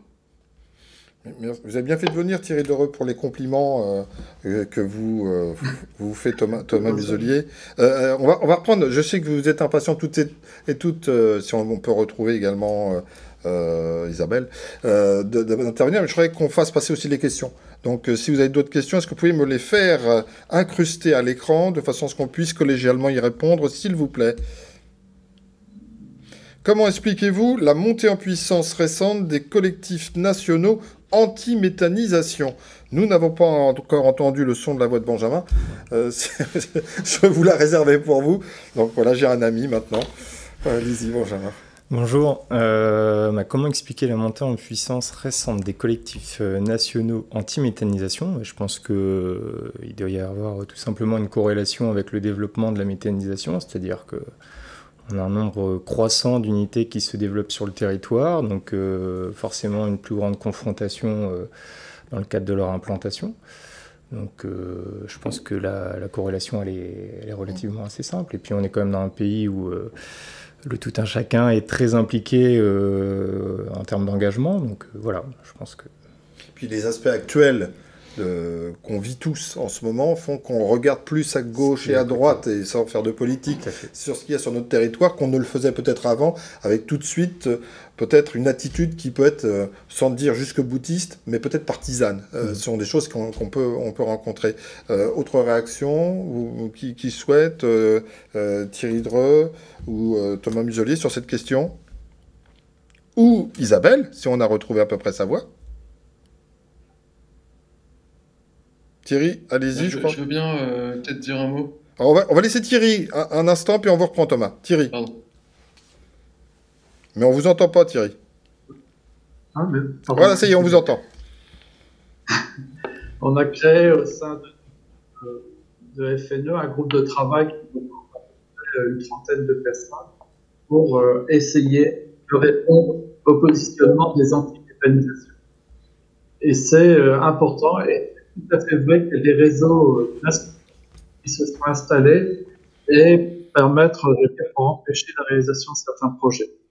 Donc notre travail à nous de cette commission, c'est d'essayer de répondre aux atouts. Mais ça répond aussi à un problème de société. Pour être très très clair, on a une vision sur la société autre que nous on peut avoir en termes d'énergie, de transfert d'activité vis-à-vis de l'agriculture et aussi financier. Donc il y a plusieurs thématiques qui sont parfois il faut répondre, mais en plus il y a pas mal de fake news, mais ça je n'insisterai pas. Et le virus de l'aquarium d'Isabelle Marx est en train de fondre sur Thierry Dereux. On commence à perdre vos propos aussi.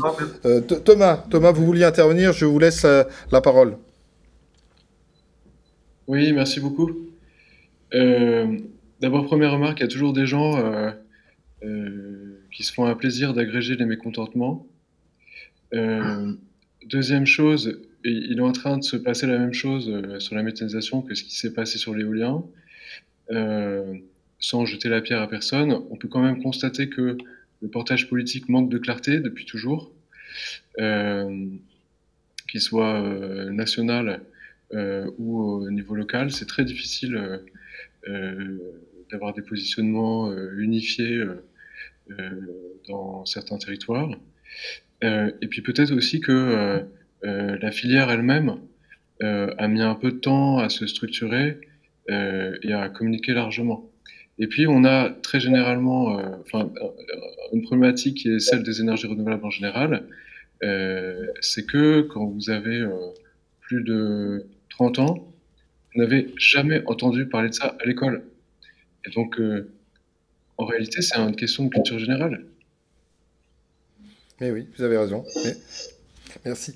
On va reprendre une autre question, puis on va encore interagir après.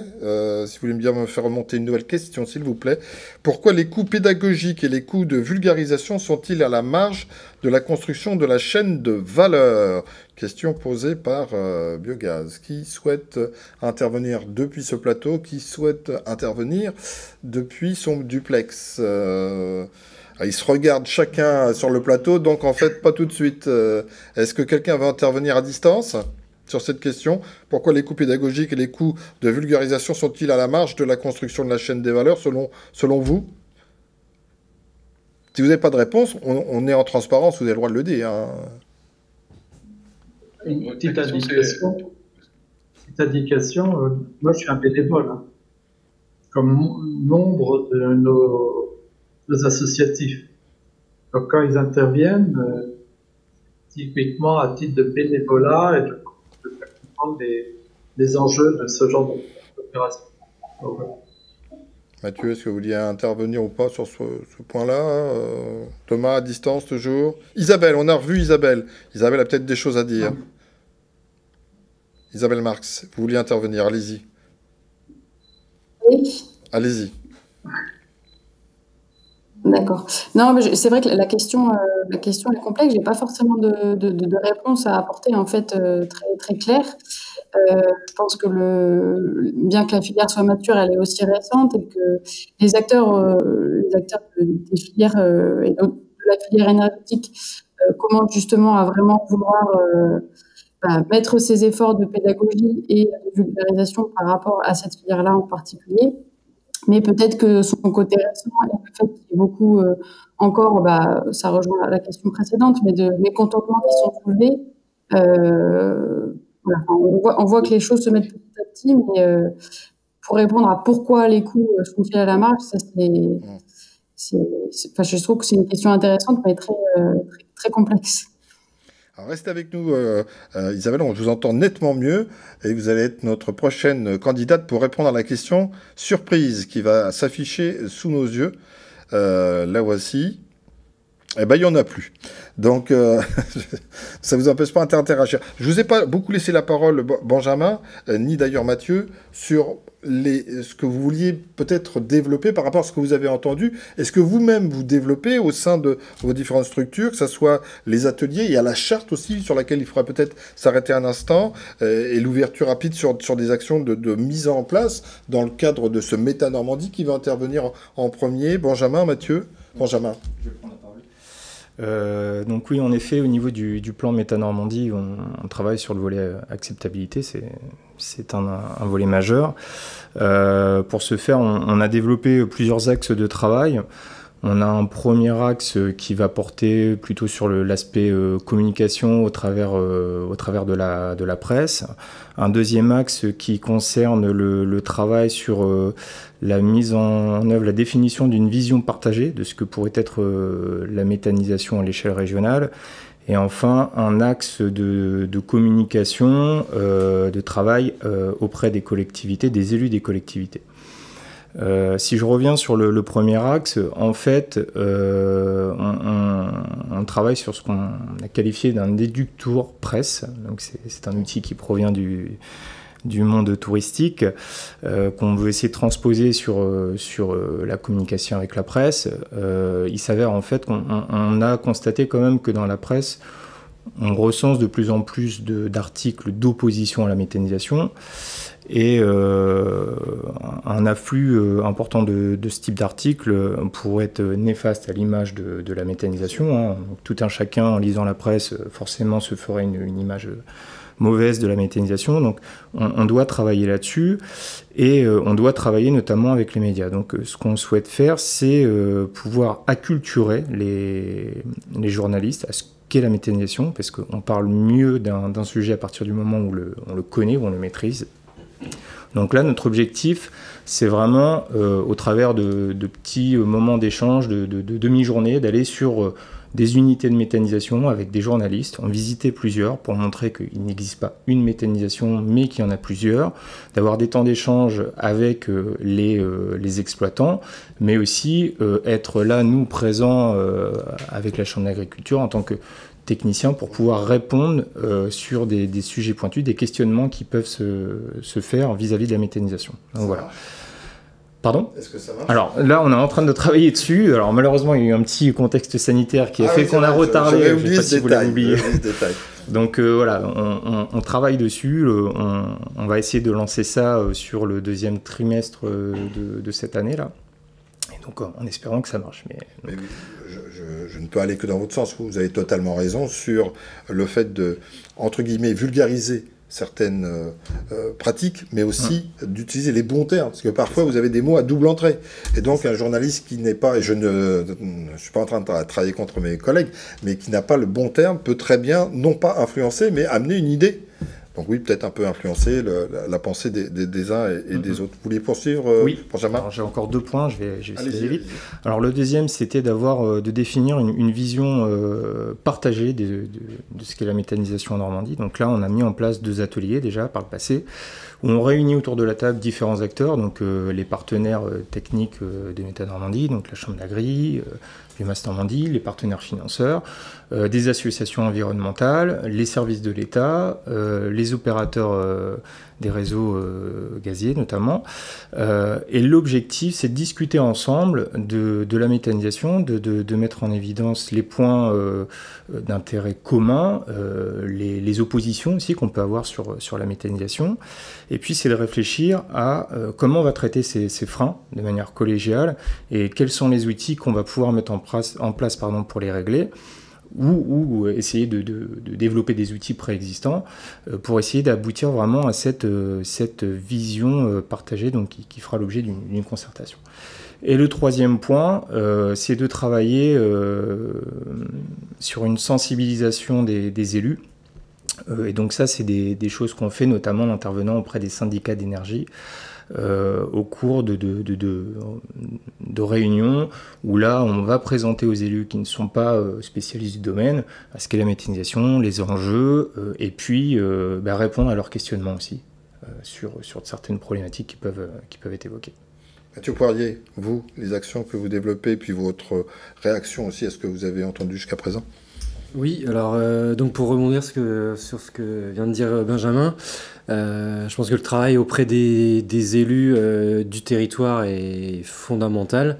Donc au travers, en complément de ce que Biomasse Normandie peut faire auprès des élus des syndicats d'énergie, le travail dans le plan Méta Normandie, c'est aussi de communiquer auprès des élus, j'en dirais au sens large, que ce soit des conseils municipaux jusqu'aux conseils communautaires, les élus des EPCI, des pays, parce que, comme ça a été très bien dit par à peu près tout le monde, la méthanisation, les projets méthanisation, ce sont des projets de territoire, et donc à un moment ou à un autre, les porteurs de projets seront soit confrontés, soit associés aux élus de ce territoire.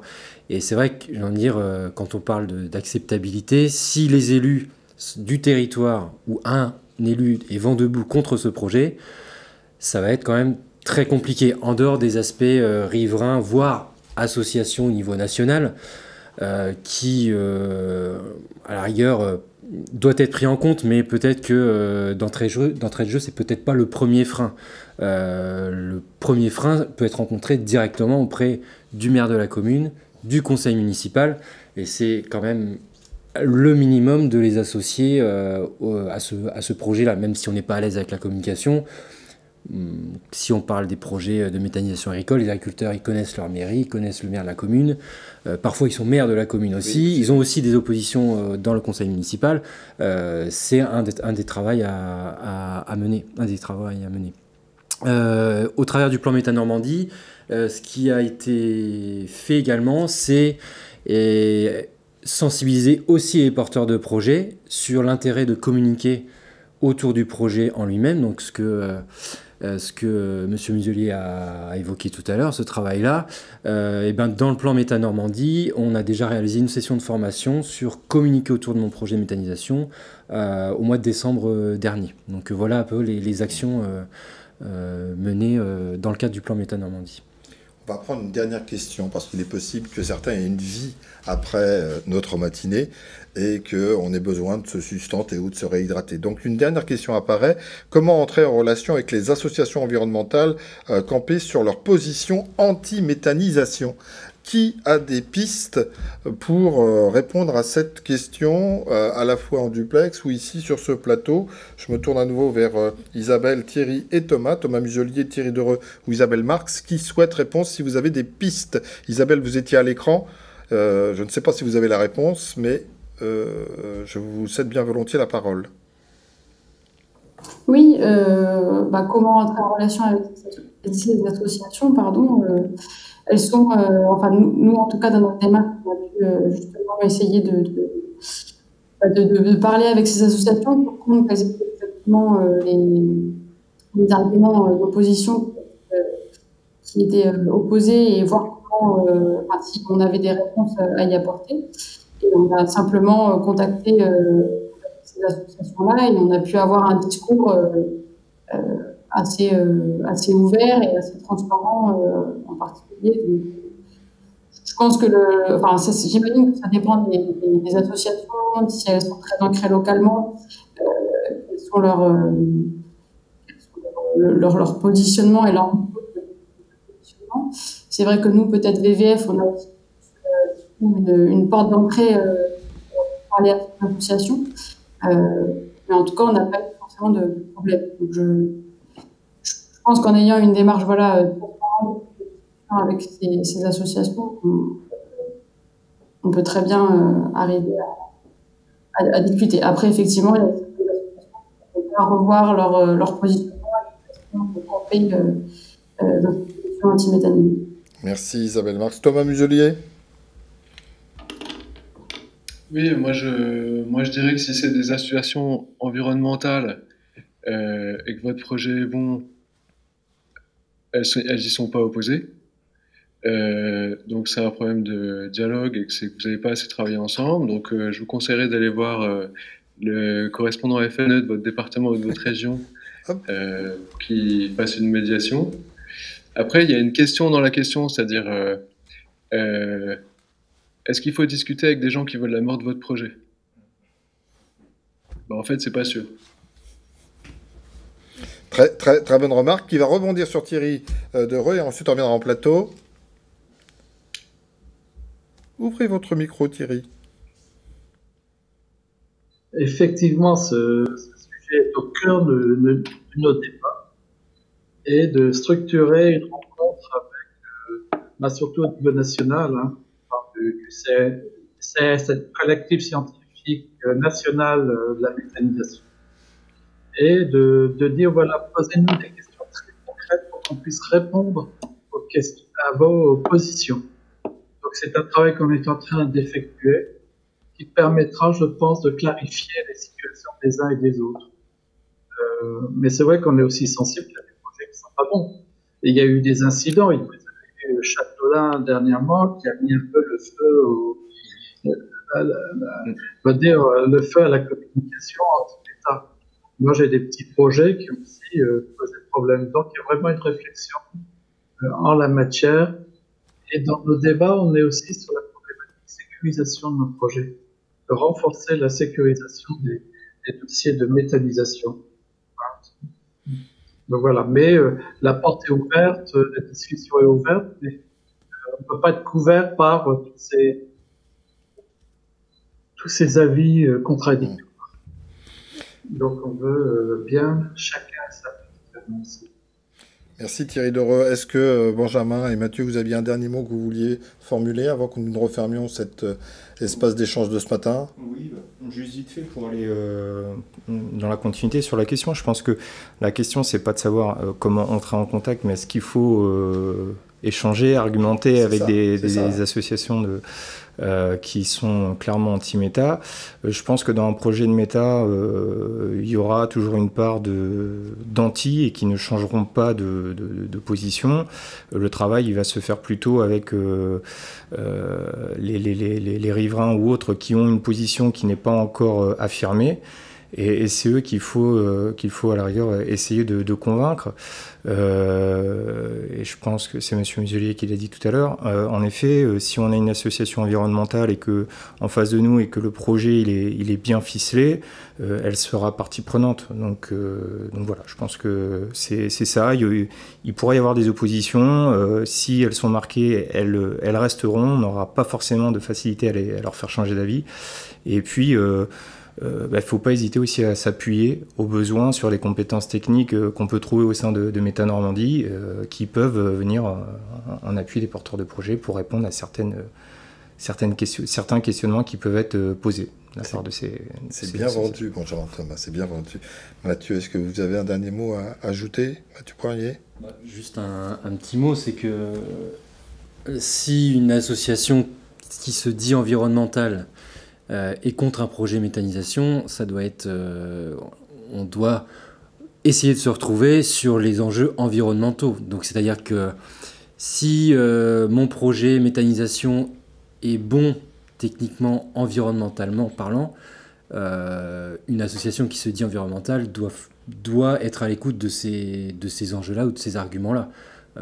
Après, pour rejoindre ce que dit Benjamin, c'est le problème de la porte close et vraiment de l'anti-méthanisation va plutôt se rencontrer sur des problèmes plutôt, on va dire, subjectifs ou affectifs ou de voisinage, plutôt que via une association environnementale qui vous dira nous ne sommes pas contre la méthanisation, nous sommes contre l'utilisation de telle ou telle chose en méthanisation ou le manque de sécurité en méthanisation, etc. Donc ça ouvre la porte au dialogue. On est déjà sur une argumentation, une possibilité d'échange. Madame, messieurs, merci mille fois. Je pense, sans trop m'avancer, que les questions qui pourraient remonter, on va les prendre en considération et tenter d'y répondre le plus tôt possible. Que les slides, je ne sais pas si vous les partagerez, parce que parfois la définition n'est pas toujours la bonne, optimum selon le support pour lequel on a regardé notre émission ce matin. Donc on mettra, je pense, aussi à disposition les slides. 1000 excuses à Isabelle Marx pour ne pas être allée jusqu'au bout de sa présentation. J'espère qu'elle nous en tiendra pas trop rigueur. Et remercier également, je vais vous donner 2-3 rendez-vous après, Aurélie Nozier et Madeleine Breguet qui ont énormément œuvré à cette réalisation et aussi à la préparation de ce rendez-vous. Les rencontres régionales de la méthanisation, eh bien elles continuent. Elles continuent notamment cet après-midi puisque vous allez pouvoir échanger des messages, chatter ou programmer des rendez-vous entre vous en visio avec les différents participants que vous allez retrouver sur la plateforme de l'événement. Vous avez le lien. Et 4 webinaires vous seront proposés sur 3 dates. Je vous l'ai dit, aujourd'hui, retour au sol du Digesta, c'est la thématique de cet après-midi avec la participation de l'INRA, du Club Biogaz et du SATEJ. Demain, mercredi 31 au matin, une thématique sur diversifier le financement de son projet de méthanisation, cette fois-ci avec la participation du Crédit Agricole, de la Semwest Énergie, de Tiergreen et de la plateforme normande Kiway. Et puis 2 rendez-vous en un pour jeudi 1er matin, ce n'est pas un poisson d'avril. La thématique du bio-GNV, et de la mobilité avec la participation de GRDF et d'un agriculteur méthaniseur porteur d'un projet qui va dans ce sens. Encore 1000 merci à tous les participants, à la chaîne normande, à tous les techniciens, le réalisateur, les uns et les autres. Faut les remercier, c'est la moindre des choses, et tous ceux qui ont œuvré pour la réalisation de ce rendez-vous. Vous êtes enfin libre avant le rendez-vous de cet après-midi et on vous dit à très bientôt pour à la fois être sur le terrain sur des projets mais aussi accompagner cette démarche que vous avez entamée pour certains depuis quelques années. Merci, bon appétit, à très bientôt.